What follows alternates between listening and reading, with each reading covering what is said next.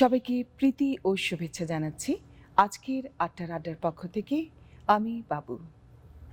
সময়টা এখন সুন্দর, আবার একটু অসুন্দরও।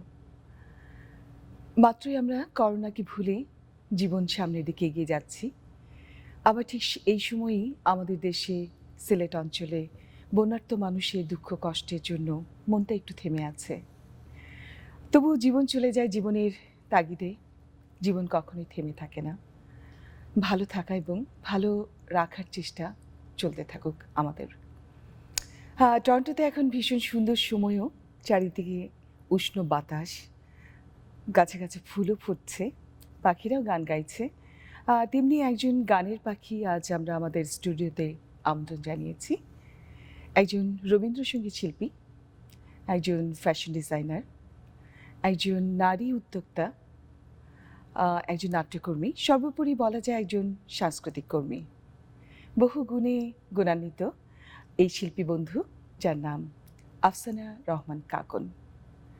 হ্যালো কাকন, কেমন আছো? আমাদের স্টুডিওতে, নন্দন টিভি স্টুডিওতে তোমাকে আজ স্বাগত জানাচ্ছি।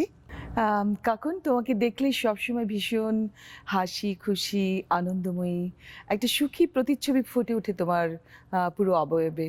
খুব ভালো লাগে দেখলে। তো কেমন এনজয় করছো তোমার জীবন? এখানে কেমন লাগছে এসে? আমার তো খুব ভালো লাগছে।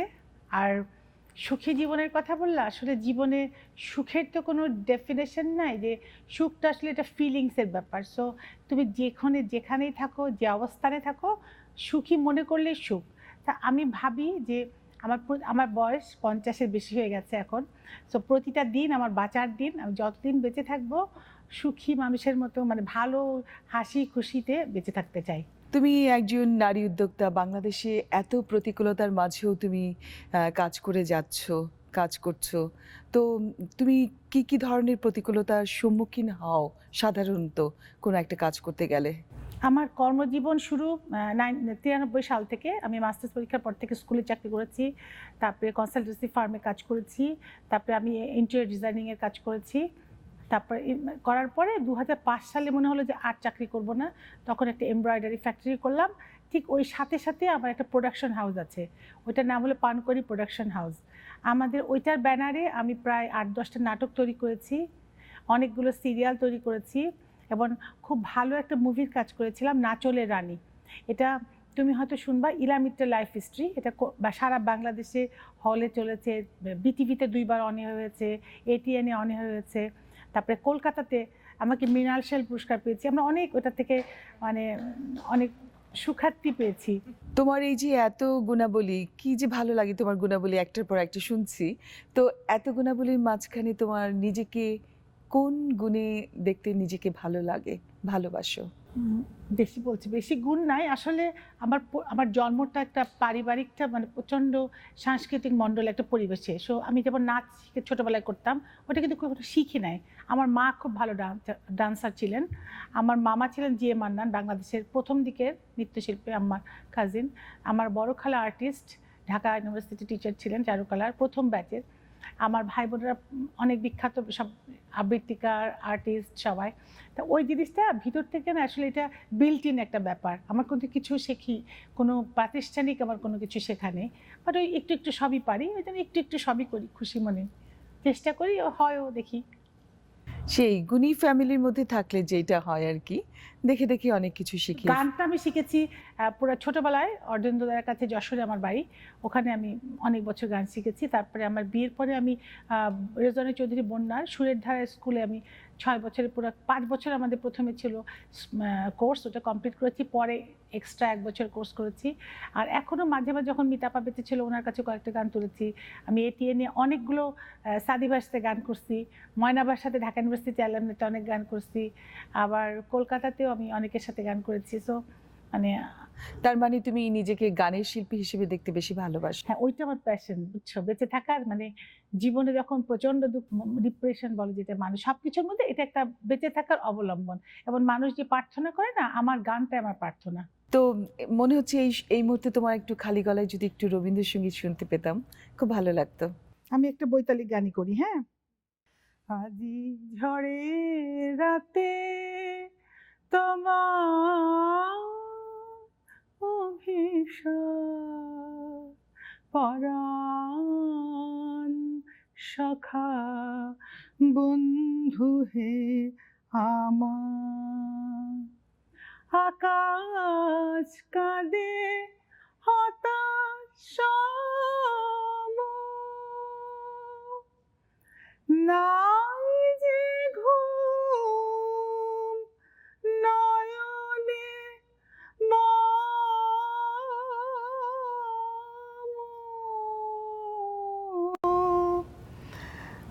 দুয়ার খুলে হে প্রিয়তম,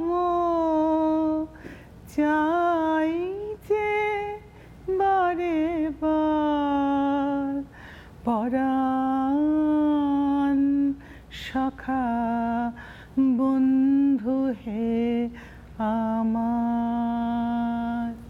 বাহ, কি মধুর! খুব সুন্দর, ভালো লাগলো। তুমি সুন্দর অভিনয় করো। অভিনয় জগৎটা তোমাকে কাছে টানে হয়তো, না অনেক? তো কি ধরনের অভিনয় করতে বেশি তুমি আগ্রহী? আমি প্রথম অভিনয় যেটা বলে, আমি ঢাকা ইউনিভার্সিটি যখন পড়তাম তখন আমি সামান্য ক্ষতির নায়িকা হয়েছিলাম নাচের। ওইটা তারপরে আমি 2005 সালে মায়ের খেলা করেছিলাম, বন্যাদির ওখানে আমি মায়ের খেলা করেছিলাম। তো মায়ের খেলাতে অভিনয় করেছিলাম। তারপরে আমার 2005 সালে আমি আমার মুভিতে হয়েছিল নাচলের রানী, ওখানে আমার একটা বিশ্বমিত্র চরিত্র, মানে ইলামিত্র শাশুড়ির ক্যারেক্টারটা আমার ছিল। তারপরে আরও তার অ্যাড করেছি অনেকগুলো।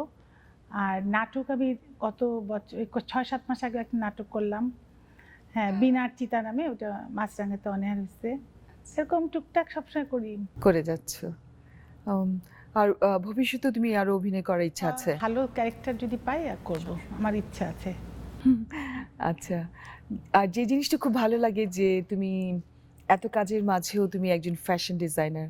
সুন্দর তোমার একটা নিজস্ব জগৎ গড়ে তুলেছো সেখানে। সুন্দর, সুন্দর ডিজাইন করছো, তোমার ফ্যাশন ডিজাইনার।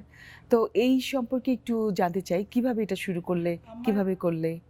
প্রথমে আমি 2005 সালে আমার এমব্রয়ডারি ফ্যাক্টরি ছিল, 8টা মেশিন ছিল। সো খুব ভালো করছিলাম, 5-এ শুরু করলাম, 5-6 দেন তখন খুব হঠাৎ করে চায়না মেশিন আসা শুরু হলো। সো আমার একটা ডিজাস্টার হলো বিজনেসে। তা আমার 8টা মেশিন, এত কর্মচারী, আমি কি করব? সো তখন আমি শুরু করলাম কিছু শাড়িতে কাজ করা।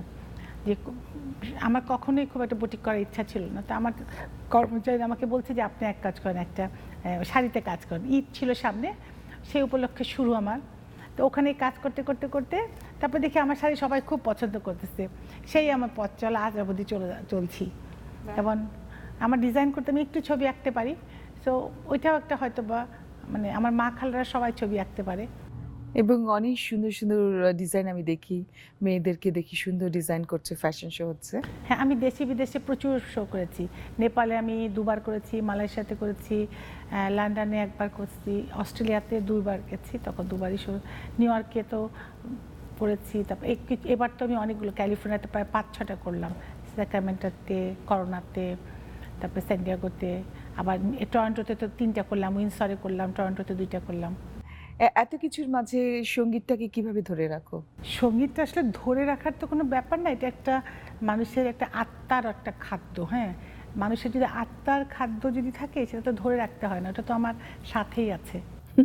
টানে ওইটা, পিছন থেকে টেনে ধরে। তাহলে চলো তোমার মধুর কণ্ঠে একটি মধুর রবীন্দ্রসঙ্গীত শুনে আসি।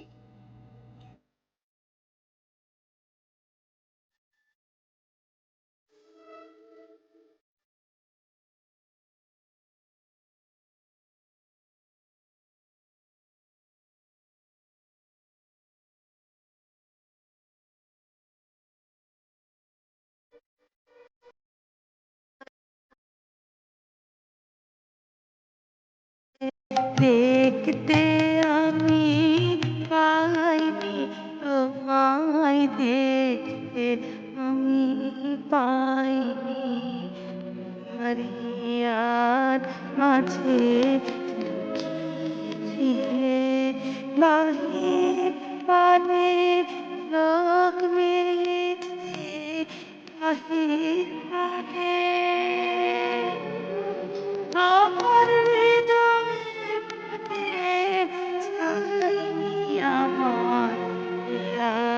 মাঝে গিয়েছিলে দেখতে আমি পাইনি তোমায় দেখতে আমি পাইনি আর মাঝে ছিলে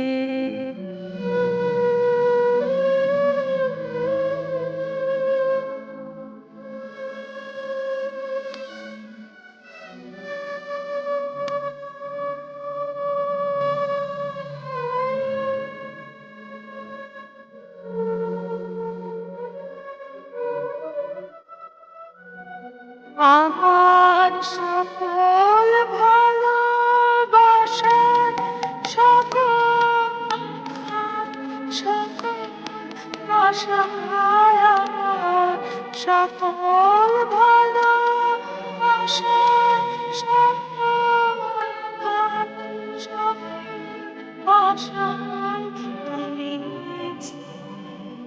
আমার কাছে তুমি আমি তো আমার ইয়ার মাঝে গিয়েছিলে দেখতে আমি পাইনি তোমায় আমি পাইনি ইয়ার মাঝে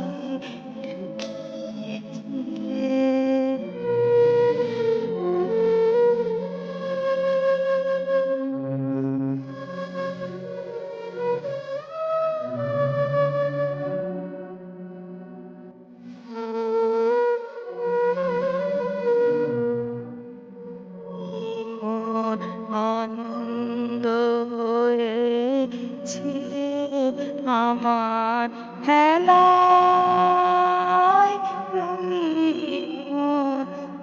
আনন্দ হয়েছে আমার খেলায় আনন্দে তাই ভুলেছিলে